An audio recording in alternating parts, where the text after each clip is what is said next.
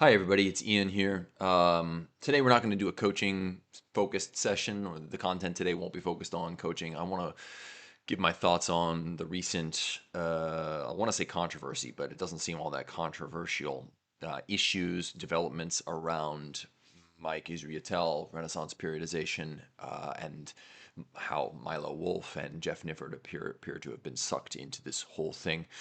I'm coming at this from the perspective of somebody who has gone through the PhD, the dissertation process.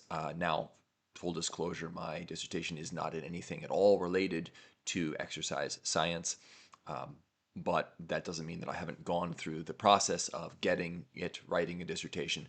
And so I think I can speak a bit about what people might be missing a little bit about this, and also just give my take on stuff. So hopefully you find this enlightening and interesting in some way.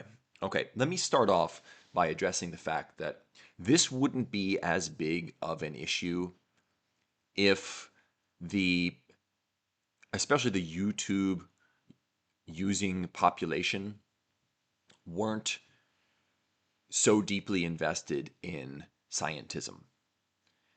If you're not familiar with that term, scientism, it is reserved for those who treat science as though it were an article of faith. They have religious zeal for what they identify as science, and you know what they're identifying as being science is it's a misnomer. It's not actually science that they're pointing to. In fact, they don't understand science, very many of them, or any of them. If you're scientistic in your orientation, you do not understand science. The two are mutually exclusive because science does not afford faith in that way. Science is a method. It is not a collection of findings or facts, literature, research. It is a method. The scientific method, that is science. It's also not a brand.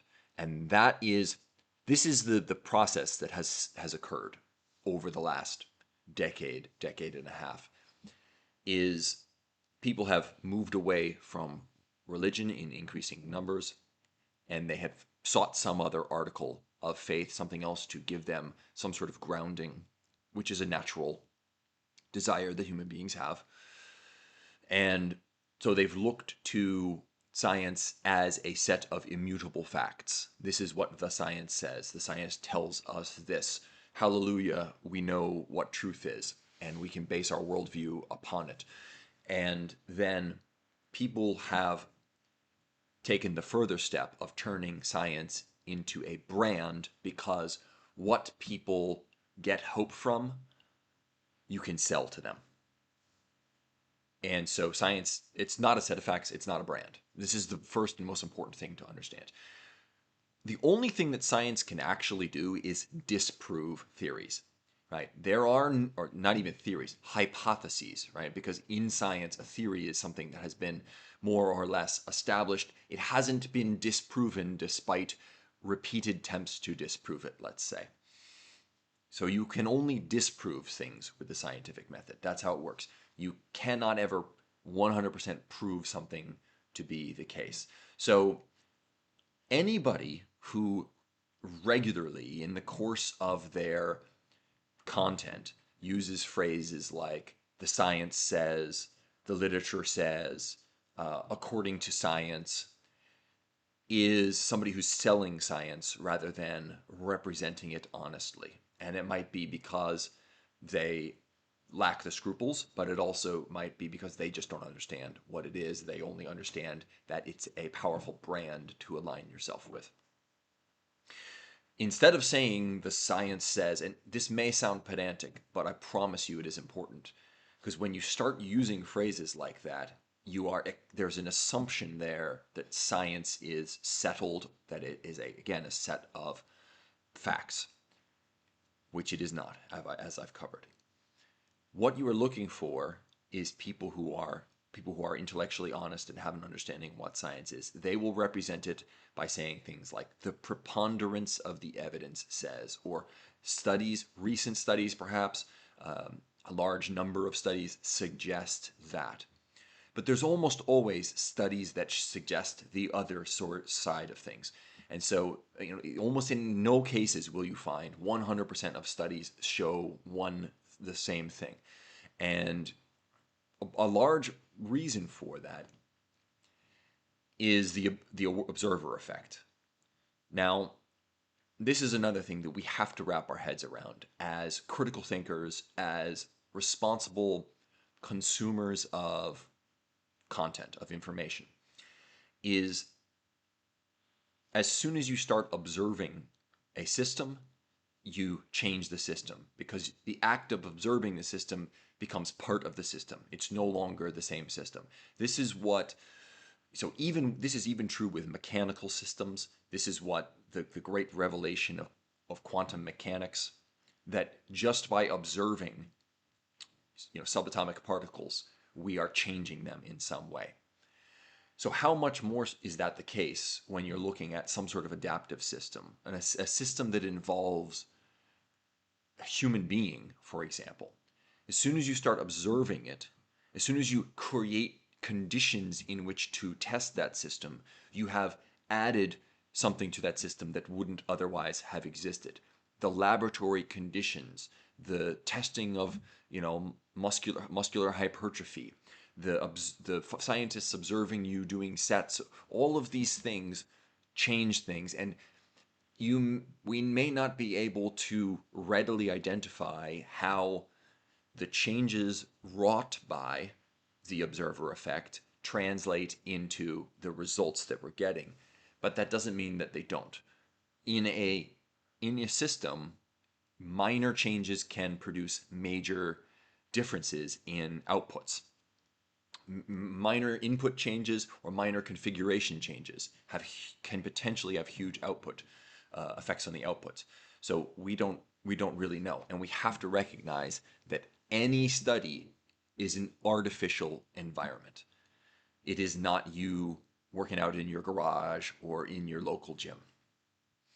The other thing we really have to recognize is the nature of the scientific endeavor in this day and age. Things like funding are hugely important.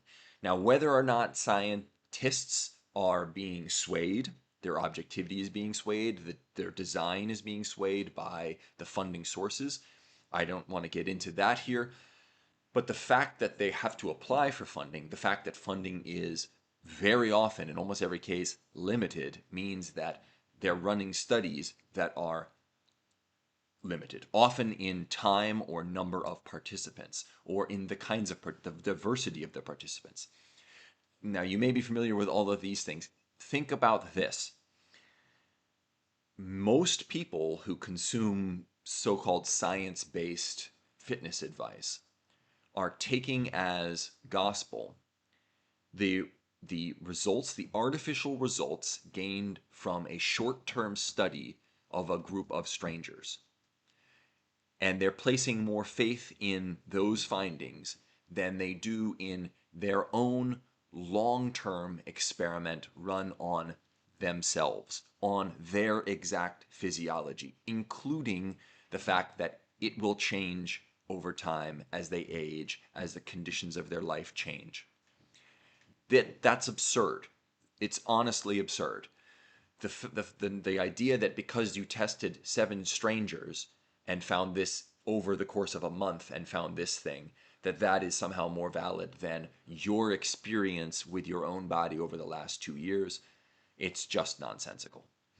And really what it points to is the ascent of Google brain. The fact that instead of thinking things through, using our own cognitive tools and critical thinking to determine what makes sense to us, we just type our question into Google, or these days into ChatGPT, and get a ready-made solution. This Google brain is this is turning us all stupid. If you are not careful, it will turn you stupid. Think what you imagine the answer to be, use your critical faculties first, then look it up. This is how you actually hone those critical faculties and retain the learning that you gain. It's also a function of people discarding critical thinking for content thinking. And here I'm talking about content creators. Instead of wondering whether something is true, they first ask, can I make content out of this? Can I translate this into something that will get clicks and get views and get attention and go viral? And so we're losing that. Is it true? Is it useful? Is it kind? Or is it timely? Or one of those, the three hurdles, or I believe hoops is what Socrates called them, that we should run anything through before we say it. These days, it seems like the hurdle is basically limited to, can I make this into content? And that's on us. The fact that things got to this point where the biggest channels in fitness YouTube are being exposed for fraud, essentially, for misrepresenting themselves in this way, it's really on the consumers more than anyone else, because they either were unable to or unwilling to exercise critical thinking. All right, now I want to talk quickly about the PhD element of this. Milo Wolf talked about the driver's license being, a dissertation or a PhD being something like a driver's license or an apprenticeship. And in a sense, that is correct. Getting your PhD, the process of going from not having a PhD to getting a PhD, there is much to it that is like an apprenticeship. In the beginning, you are essentially having your hand held the entire time. But as it goes on, you begin to separate, you begin to sort of do your own thing until in the end, you are proving yourself capable as an independent researcher. And that is what the dissertation is meant to be. And that is where the analogy somewhat falls apart if you think about it like a driver's license. In a sense, it's like a driver's license in that it gives you some permission to conduct research on your own, to get funding, to publish papers. Not that you need one of them, but it does help with that kind of stuff. It's more like a driver's license where in the end you have to drive the car through some sort of crazy obstacle course, or like a tactical driver's license where you have to learn how to drive in a very specific manner and perform under pressure. In the end, this is what your dissertation defense is like, under pressure, defending, driving tactically, as it were. In the apprenticeship analogy, you don't stop being an apprentice until you can go from soup to nuts to soup, from scratch to having a product of expert quality that you yourself have done. Yes, you can get some guidance. Yes, you can get some support, but it mostly is your independent effort because you're proving yourself capable as an independent researcher. So the defense that we basically wrote it together, it was collaborative. My dissertation advisor did so much of the work or most of the work. Well, either that's not true, which is what I would imagine is probably the case if it's at all a quality program, or, it's damning, right? It's damning of your own expertise because it means that you didn't do the work that you should have done in order to earn the credential. Okay. Now, in general, people with PhDs who are on social media, they aren't scientists. Yes, they have a PhD, but the PhDs who are scientists are doing research. They're not spending their time marketing themselves, spreading their credentials around on social media. I hardly ever talk about, I don't introduce myself as a PhD or anything like that. Other than today, sometimes it comes up in order to help me justify a point that I'm making, but not naturally, and it's not important to my identity as a person producing content, let's say. So, in general, when you see somebody on social media who is, broadcasting their credentials in this way, immediately you should be skeptical because real, honest to goodness scientists are doing science. They're not doing social media. The other thing to recognize is that even when someone does have a completely legitimate PhD, it doesn't make them an expert in a whole field. Fields are gigantic. And all a PhD is again proof that you're capable as an independent researcher, and it's also proof that you have a high degree of expertise in a very narrow sliver of some field of study. The you know as you begin to study these, go through the process, you are studying, you're learning more and more about less and less until in the end you know everything there is to know about more or less nothing. It's a tiny little speck inside a much larger box that you might consider a field, and even then a box isn't a great analogy because fields of study are constantly growing and shifting and changing. So it's an expanding landscape, and you basically focused on the bark of a single tree in that expanding landscape. And so to say, you're an expert in forests because you studied the bark of one tree, you get the idea. It's pretty nonsensical. Another rule of thumb here: the people who flaunt their PhDs or their qualifications the most are almost always the ones with the least actual capacity, knowledge, capability backing that up. It's very similar to how the most virulently anti-gay people tend to always be closeted gay people, not judging anybody for their lifestyle choices. I'm not in the habit of doing that. In fact, I make a rule against it. I'm just saying it's a trend that many people are aware of. Okay, let's get to Mike, to actually get to Mike. And again, I just said I'm not going to judge character. I avoid judging character. I adhere to a stoic approach on this. I do not judge the character of other people as a rule. People aren't good or bad the only things that are good or bad are the choices that I make. Ethically speaking, good or bad, right? Of course, they can be more or less effective. Of course, they can be more or less right or wrong given a certain desired outcome. But ethically speaking, no judgments here. I will say my red flags were popping off all over the place based upon the frequency with which Mike Israetel contradicts himself without acknowledging that he's contradicting himself. It seemed like he would make a video saying one thing, and then a month later he would make a video that said exactly the opposite thing, and there would be no acknowledgement in the second video that he was contradicting what he said a month ago.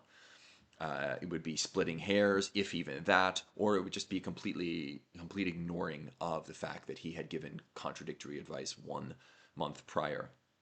And that's a red flag, right? I'm not saying people can't change their minds. I certainly changed my mind. I didn't used to do any sort of HIIT training. I was a traditional sort of lifter. And then even getting into HIIT training, I've changed my mind. I've evolved my perspective since then. But if I have changed my mind, if I forget to acknowledge that I contradicted myself, that's my own fault, and I would own that. But if I know that I'm contradicting something that I said previously, I will either completely, apologize or acknowledge it at the very least, or I will explain how it seems like a contradiction, but it might not be, which it could also be the case depending upon the degree to which you understand what's happening. That's a huge red flag, and it suggests again that content thinking. It's not critical thinking; it's content thinking. It's what's an idea that I can turn into content so that I can keep churning it out, so I keep feeding the monster, so I can keep growing the channel and keeping the revenues coming. That was my first red flag, and it's very clear from this sort of events of past recent days that this kind of behavior did not begin with the success of a YouTube channel. Okay, let's talk about Jeff Nippard briefly here, because that has become wrapped up in this. I haven't done any of Mike Israetel's programs in the past, so disclosure there. I have done one of Jeff's. It wasn't the worst programming that I've ever engaged with, though it was excessive in terms of frequency and just number of reps and everything. I absolutely realize now. At the time, it was more than I was doing, and I was already doing more than I think is necessary. I was able to get a new deadlift PR by doing one of his programs, his power building program. But then I took 5 years off. I've switched to HIIT style training, and I'm back up at that same number. I can do the same the same lift doing a third of the training I was doing under his program. So yeah. Anyway, he lost me. Jeff lost me with the fake natty thing, man. A couple months ago, like I was a subscriber to the channel. I would semi regularly check out his content, but man, he really lost me with that. It was very clear that he was not actually seeking.